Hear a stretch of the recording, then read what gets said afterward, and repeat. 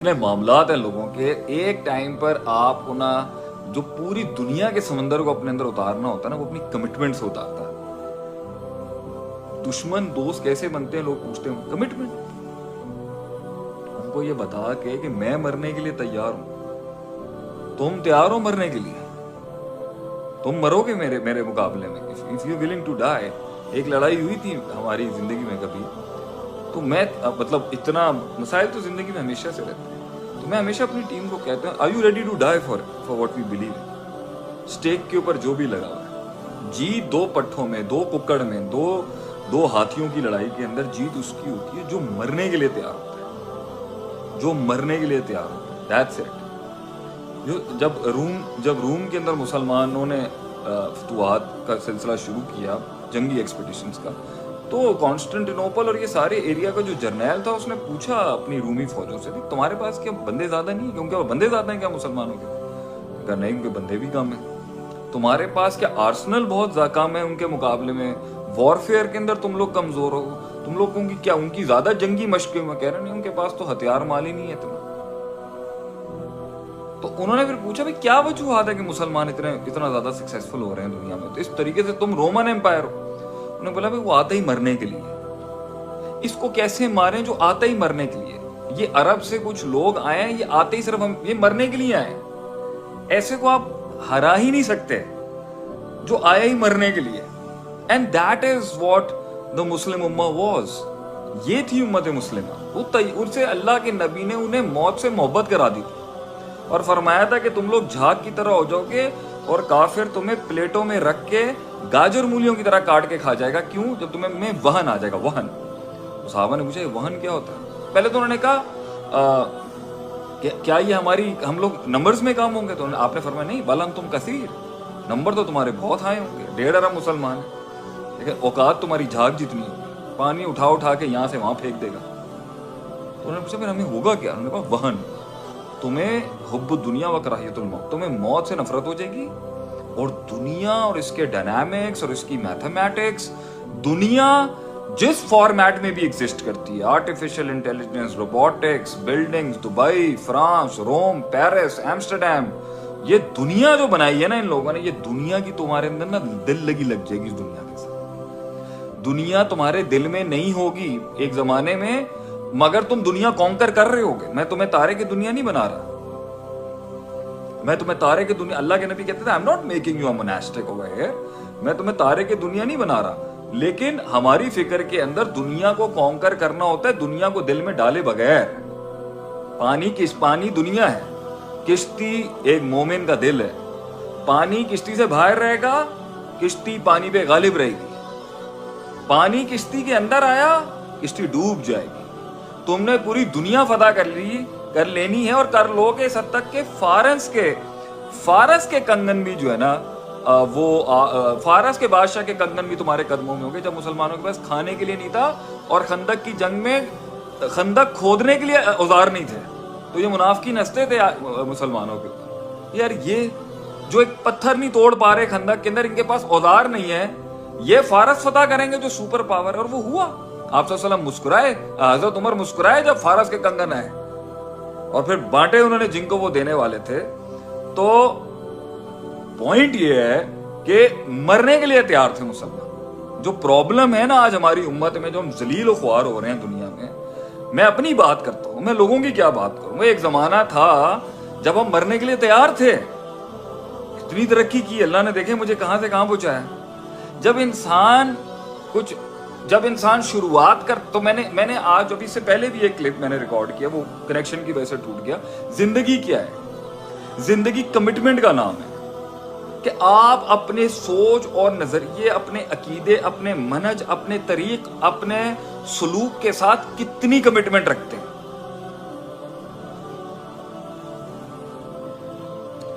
آپ کتنی کمٹمنٹ رکھتے ہیں اپنے اصولوں کے ساتھ، اپنی سوچ و فکر کے ساتھ. اسی کا نام زندگی، اسی پر مرنا ہے انسان نے، اسی پہ جینا ہے انسان نے.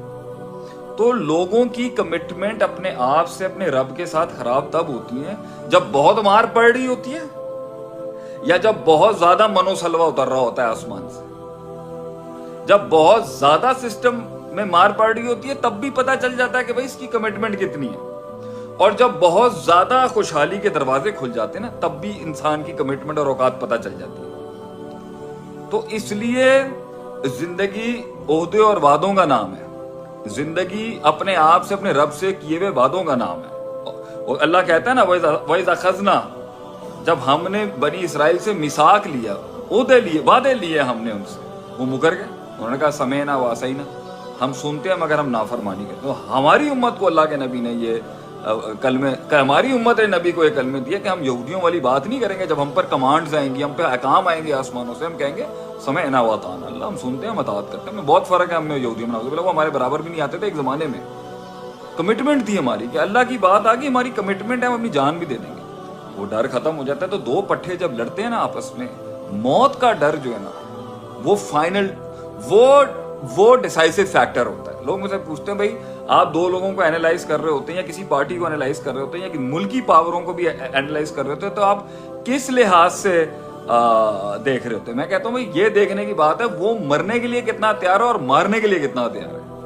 اینڈ میں بھائی ہم کوشش تو پوری ہوتی ہے کہ ہر تحریک کی یہی کوشش ہوتی ہے کہ وہ مذاکرات، افہام و تفہیم، اچھا dialogue, intellectual argument, rational argument, علمی فکر، اسپرچول فکر کے ساتھ بات کو ختم کرے.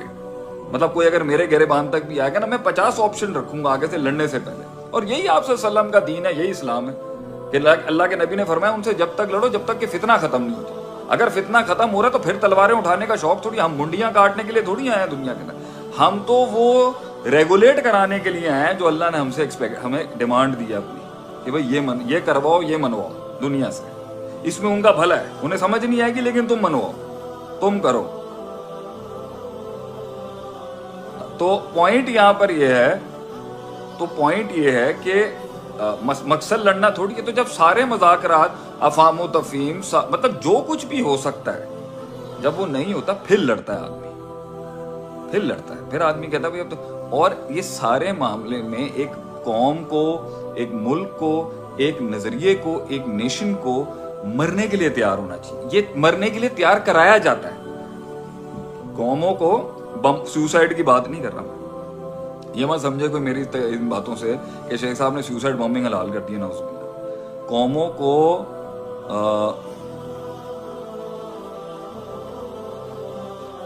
قوموں کو تیار کیا جاتا ہے کہ وہ اپنے ہائر کاز کے لیے تیار رہیں.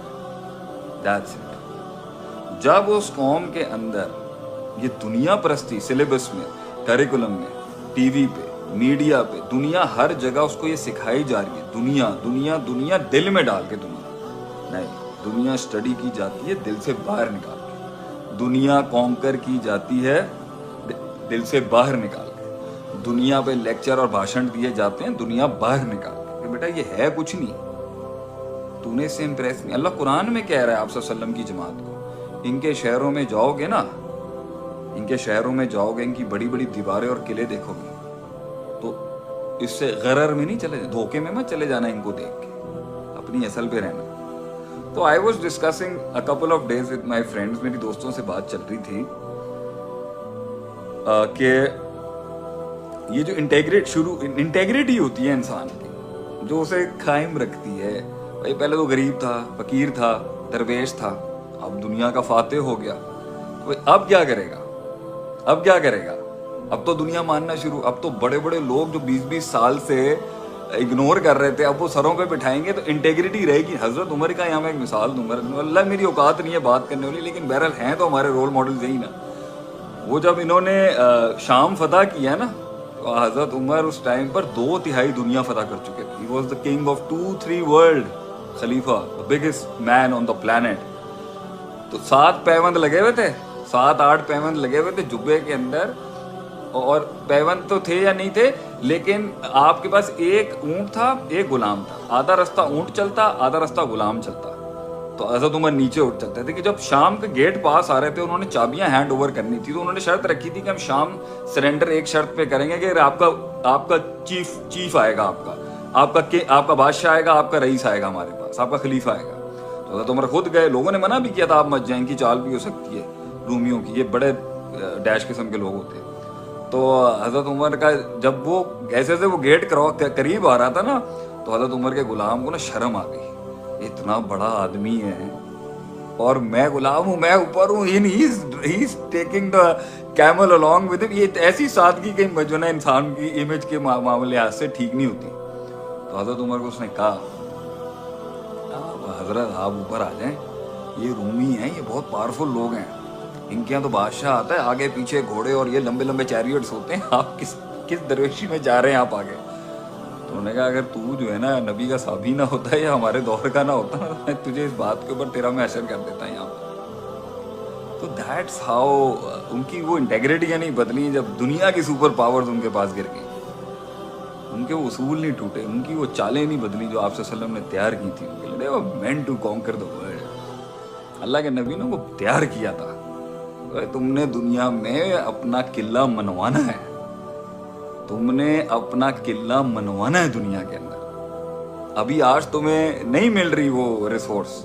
آپ صلی اللہ علیہ وسلم نے 23 سال لگائے ہیں صرف 2 شہروں کے بیچ میں. آپ صلی اللہ علیہ وسلم جانتے تھے کہ میری ٹیم، میرا اسکواڈ جائے گا پوری دنیا. آپ صلی اللہ علیہ وسلم کو تیار کیا تھا کہ جب تم جانا نا، جانے سے پہلے بھی امپیکٹ چھوڑنا، جانے کے بعد بھی امپیکٹ چھوڑنا. اس کی مثال لے لیں کہ جب سعد بن وقاص کو حضرت عمر نے بھیجا مصر کے لیے، ایجپٹ کے لیے، تو انہوں نے ان کو ایک لیٹر بھیجا. بڑی ایکسپیڈیشن چل رہی تھی، خالد بن ولید رومیوں کے ساتھ لڑ رہے ہیں، قادسیہ چل رہا ہے، یرموک چل رہا ہے. مطلب مسلمانوں نے کوئی چھڑیا ہی کوئی شہر نہیں، پوری دنیا کے اندر چلے گئے مسلمان کہ نہیں بھائی ہمارے پاس ہائر آئیڈیالوجی، ہمارے پاس ہائر ویژن.